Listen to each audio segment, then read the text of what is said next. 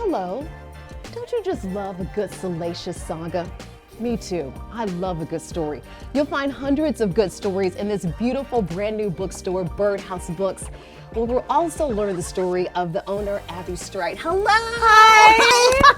Thank you so much for being here. Oh my God, thank you for having us. This is so fantastic. I'm so excited. Too. Oh my gosh, I just love your bookstore. Thank you is so much. so amazing. So tell me all about it. It's been here just under a year. Just under a year. So yes, tell me about the motivation, your inspiration for wanting to even open an independent bookstore.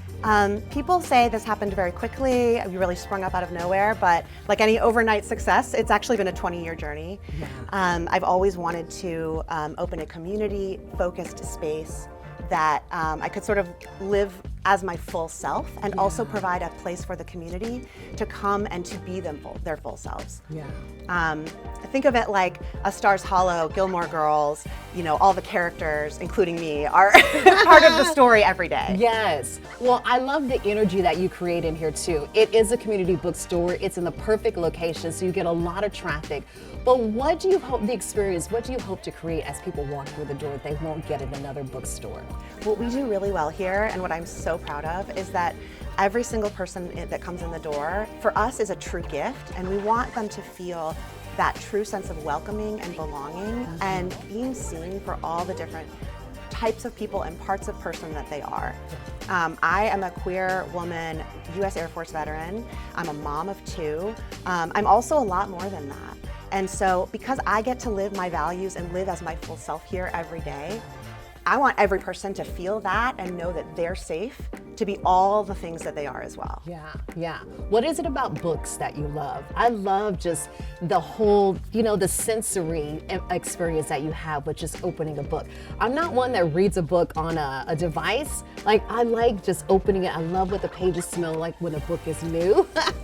So what is it about books and stories for you that really is your whole motivation for this place?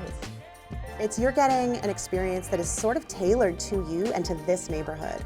And we are the 10th independent bookstore in the city limits of Austin. There's another one that opened since, Flutter Romance Bookstore, we love them. I just think it's interesting, we haven't even been open a year and we're not even the newest bookstore.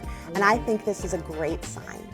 We are not saturated, there is room. We're all doing something a little bit different. We all collaborate, we get along, we help each other. I have wonderful mentors here in Austin who are bookstore owners.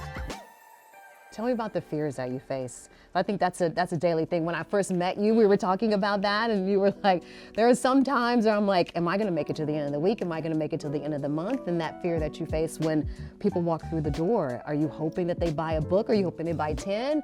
But let's talk about the fear of just getting to this point. Yes, I joke, although I don't know if it's a joke. I spend a lot of time afraid, but I also have a lot of therapy.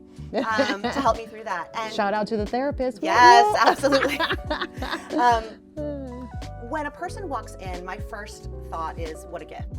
Let's talk about that, because I think that is not something that you get in bigger stores. Like, people when they walk through and the owner or the person in charge seeing them as somebody special, like May May. Like May May, absolutely. Yeah, so it's a whole different approach to business and retail, seeing a person as a person and not just a purchase, right? Absolutely. Yes. I think that's something really special that all independent bookstores do well. I'm gonna pick up May May. Yes, do.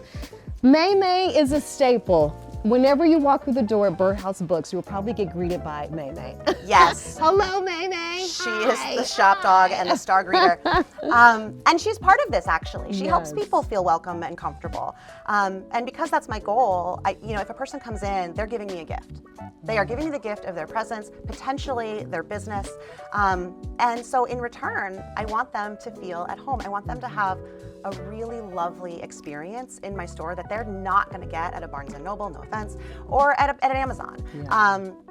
It's just not going to happen, right? We have a chat. We talk about recommendations.